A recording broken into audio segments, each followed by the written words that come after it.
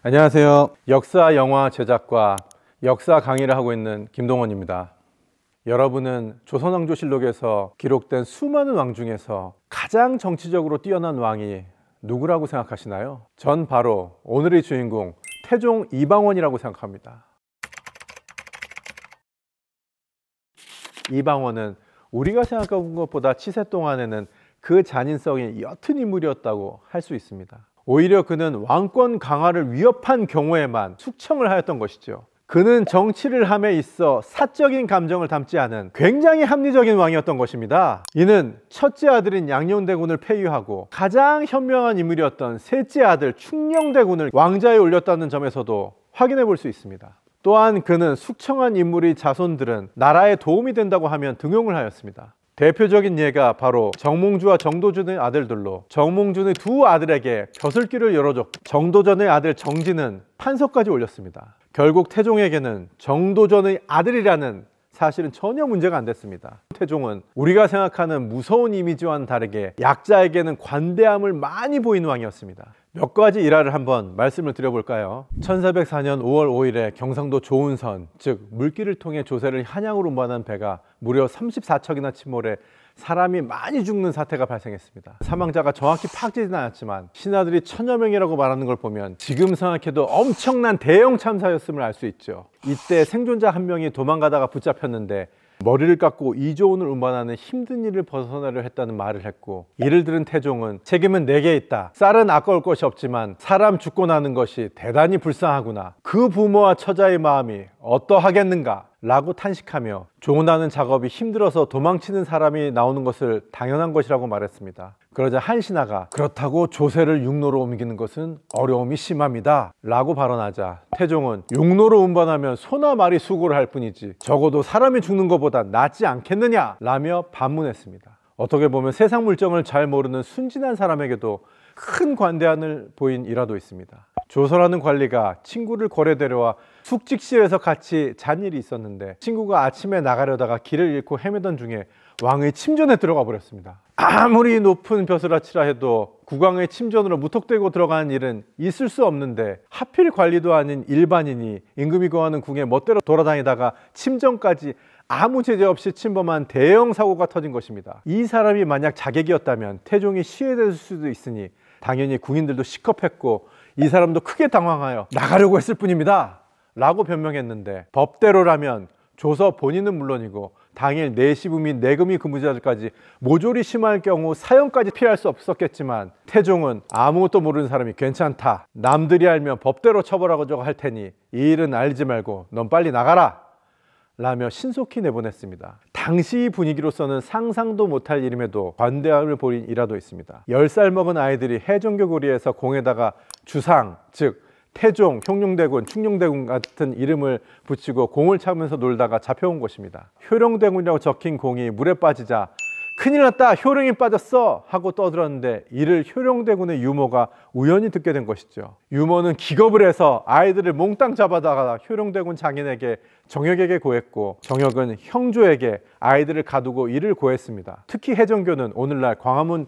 교보문고에 있는 자리니 궁궐 코앞에서 이런 놀이를 한 것입니다. 아무리 어린 아이들이라도 그 집안을 풍비박산을 냈어도 이상할 것은 없었지만 태종은 웃으며 애들이 뭘 알고 그랬겠냐, 요사한 말을 처벌하는 법도는 이런 데 적용한 것이 아니다 라며 직접 사태를 마무리했습니다. 태종은 정역에 올린 서류는 불태웠고 다시는 이 일을 논하지 말라고 어명을 내려 뒷말이 나올 여지조차 완전히 차단해 버렸습니다.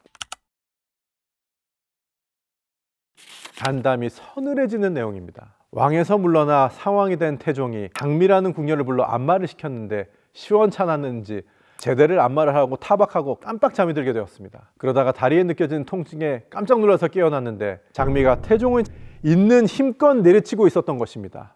태종이 왜 그랬냐며 물으니 장미는 백배 사죄하기는커녕 말을 하지 않고 있다가 아내인 대비 원경황후가 넌 대체 무슨 일이기에 그렇게 한 거니? 라고 타일러서야 아까 혼을 내신 게 화가 나서 그랬다고 말해버렸습니다. 정말 당시 시대 상황을 생각하면 상상도 못할 일이죠. 법대로라면 왕을 구타한 것이니 중벌에 처해야겠지만 태종은 장미를 쫓아낼 뿐 따로 처벌하진 않고 그냥 넘어갔습니다. 그런데 문제는 이 사건에서 2년 후 내관들이 왕실 신주를 모시는 수레인 반우거에 올라타 잡담을 나누고 한말따는 주방 담당은 궁녀에게 성희론을 일삼는 등 궁의 기강이 무너진 사고가 연이어서 터지게 됩니다. 내명부와 외명부 담당자들이 연속해서 국내부의 기강이 떨어지고 있습니다 라고 보고를 했을 정도였습니다. 결정타로 며느리 송원왕후의 시녀 소비가 세종의 부탁으로 일을 하던 중에 세종이 다른 심부름을 시키자 화를 내고 송원왕후의 의복을 찢어버린 일이 터졌습니다. 신문관들이 아니 대체 왜 중전발매의 옷을 찢은 건가? 기가 막혀 웃으면서 묻자 찢을 마음이 있으니 찢은 것인데요 라며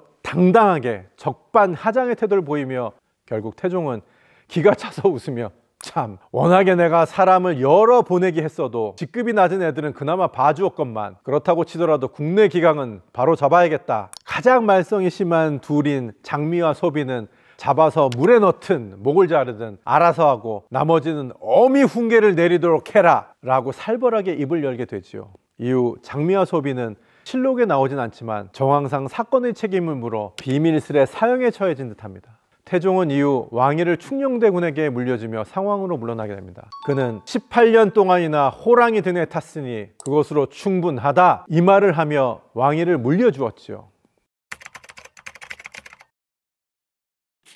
그런데 여기서 우리가 알아야 할 점이 있습니다. 세종시대의 태평성대가 사실 태종으로 인해 가능하였던 부분입니다. 대표적인 것이 바로 인재등용인데요. 우리가 흔히 알고 있는 세종시대의 주역인 황희, 맹사성, 조말생, 허조, 장영실은 모두 다 태종 때 채용한 인물입니다. 또한 세종이 창제한 훈민정음의 보급에 크게 기여한 정인지는 태종이 장원급제자로 직접 뽑았습니다. 훈민정음의 공식 설명서인 해례본의 서문을 쓰고 해례본 편찬과 용비어천가 제작에 적극 참여한 사람이 바로 다름 아닌 정인지입니다. 결국 태종의 선택이 아니었다면 세종의 한글 창제에는 다른 미래가 있었을지도 모르는 일이죠.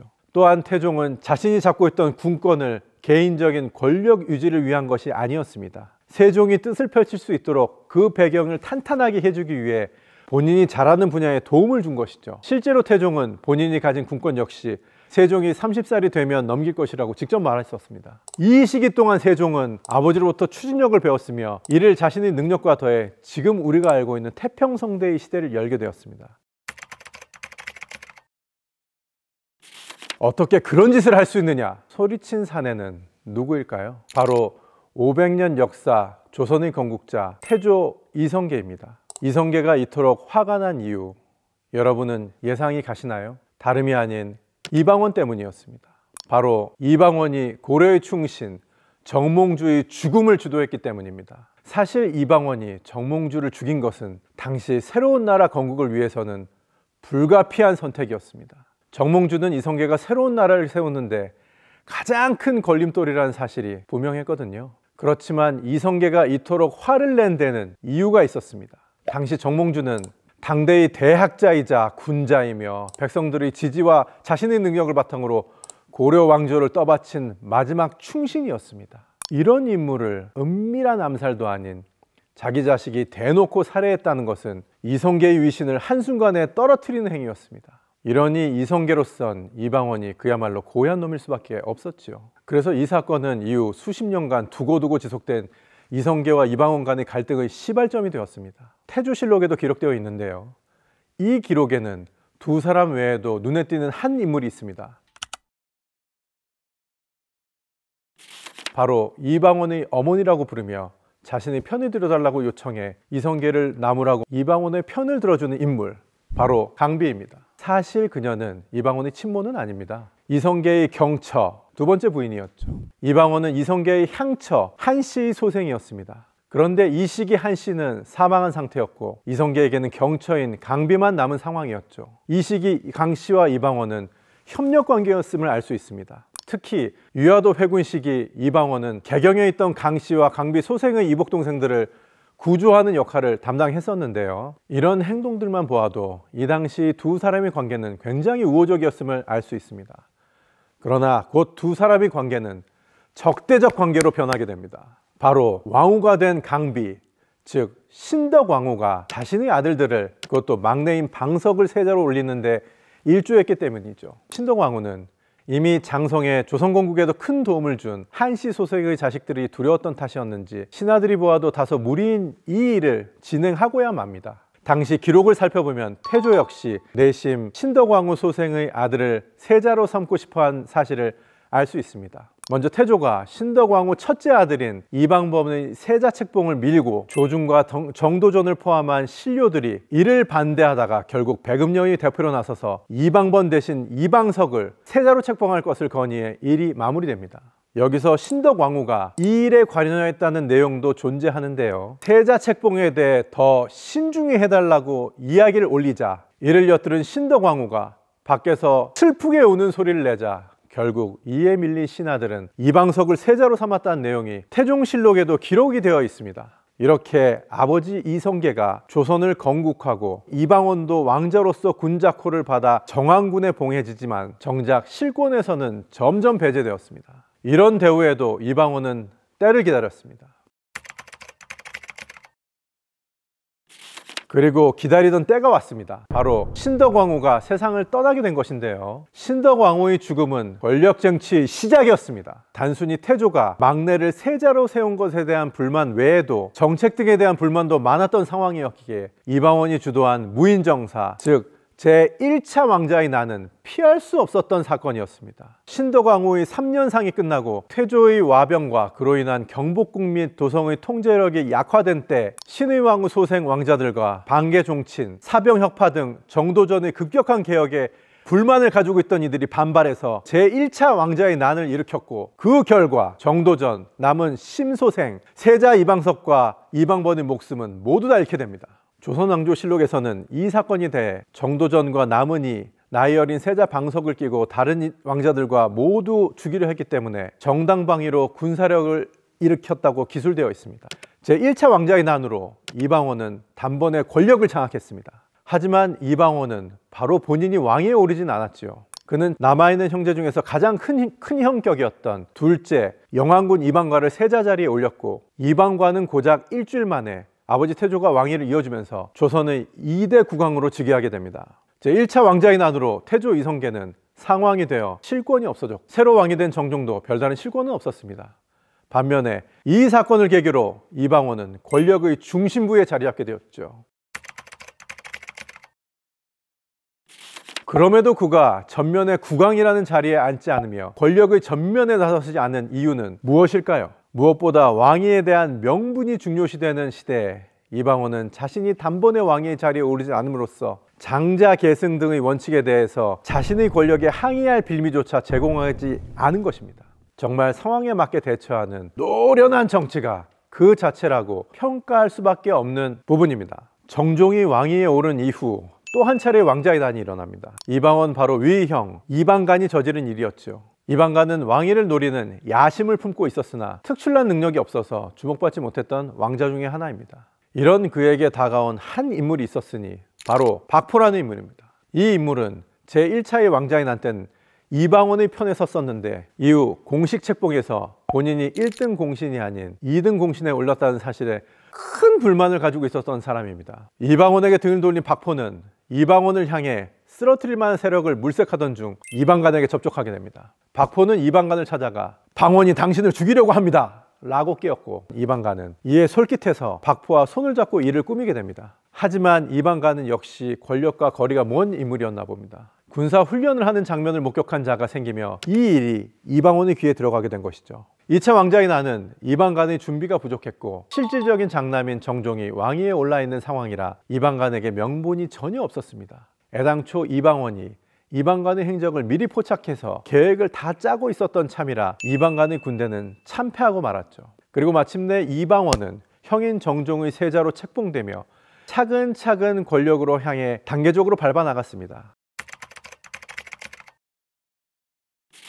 세자에 오른 이방원은 이후 본격적으로 왕조의 기틀을 다지는 데 주력합니다. 대표적인 것이 바로 사병혁파입니다. 이방원은 왕족과 대신들을 사병을 대체해 군권을 이론적으로 재편하여 삼군부에 주었습니다. 이방원은 종친들의 사병이 얼마나 왕권에 독이 되는지 잘 알고 있었습니다. 그래서 다른 후계권을 가진 사병을 모아 새로운 왕자의 난이 벌어지는 것을 막기 위해서 사병만큼은 철저히 분쇄하고 사병의 인원을 흡수하여 모조리 중앙정부 소속 군대인 국군으로 만들어 버리려고 했죠. 그리고 이 정책은 조선의 군사력 강화에 굉장히 큰 도움이 됩니다. 또한 놀랄만한 부분이라면 태종은 자신의 오른팔이었던 이숙번을 비롯해 자신을 도와준 공신들을 거의 숙청했다는 점입니다.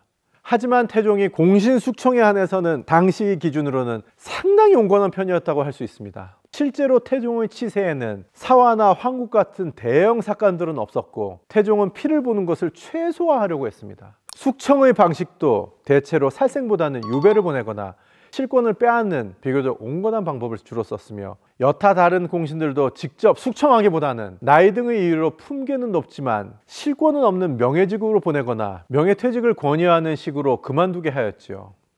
태종 이방원은 조선 역사상 누구보다 합리적인 왕이었습니다. 자신의 역할을 누구보다 잘 알았고 결코 선을 넘지 않았으며 그런 정치를 유지해왔습니다. 따라서 이방원이 피로 물든 권력의 길을 걸은 잔인한 왕 그 자체라는 평가는 권력의 길로 나아가기 위한 그의 단면만을 살펴보고 내린 것입니다. 하지만 실제로 이방원은 항상 상황을 살펴보고 누구보다 노련하고 정치 감각에 뛰어난 왕이었고, 이런 태종의 정치적 행보를 본받는다면 비로소 우리는 대한민국의 득이 되는 정치를 할 수 있을 것입니다. 시청해주신 분들께 감사드립니다.